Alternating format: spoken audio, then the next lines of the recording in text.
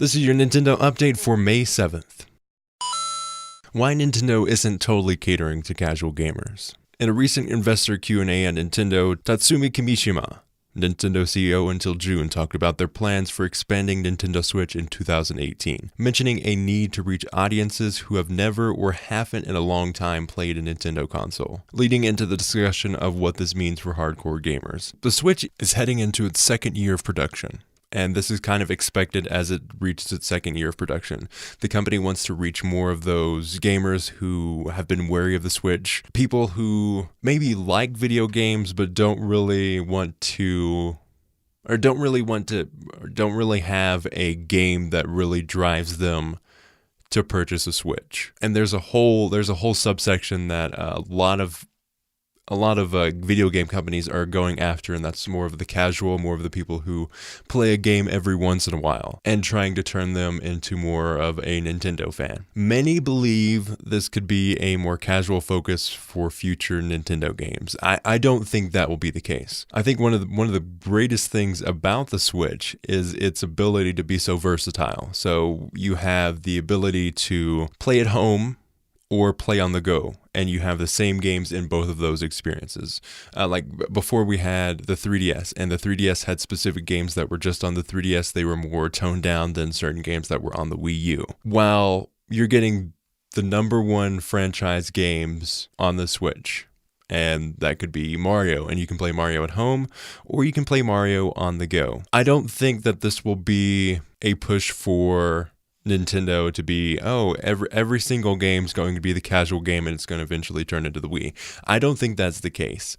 I think it's going to be a balancing act. So on one side, they're going to push more competitive games like Smash Bros. Smash Bros is going to be one of the biggest competitive games on the Switch. On all of the platforms, it has been a really competitive game for those hardcore gamers, but also it kind of does the balancing really well, where it's a hardcore game if you want to put the time into it.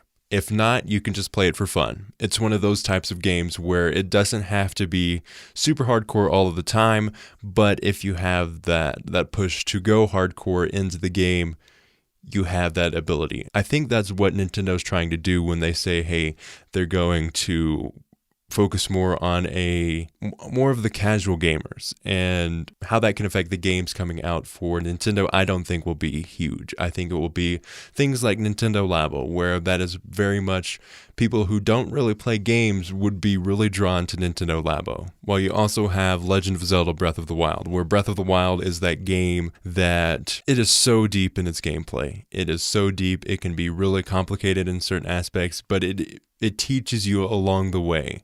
So it is one of those games that I think would be considered competitive or more hardcore gamer.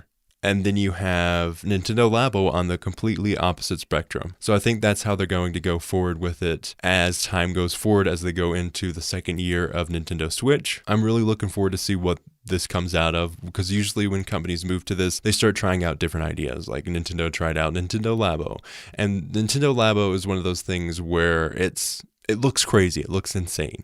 But once you get to play it and you kind of understand, like, wow, they really pushed everything that they launched with the Switch. They used it so well, and they accomplished something that no other console could with its peripherals. Like, you put a Nintendo Joy-Con into a piano, and then on the keys you have like reflectors, and that's how the piano works. That is an insane use for the IR sensor on one of the Joy-Cons. So I just think it's more of a push to capture a different audience while also going for the hardcore gamer or the hardcore Nintendo gamer. I'm looking forward to see what this comes out of. Like I said earlier, it's one of those things that can bring a lot of cool stuff to the platform. But I think that's about it for this episode of Nintendo Update. Thank you so much for listening. You can check out our website, ragestart.com, to check out the other shows on there. Check out the links to the Q&A at Nintendo. You can also follow us on Twitter at RageStartNet,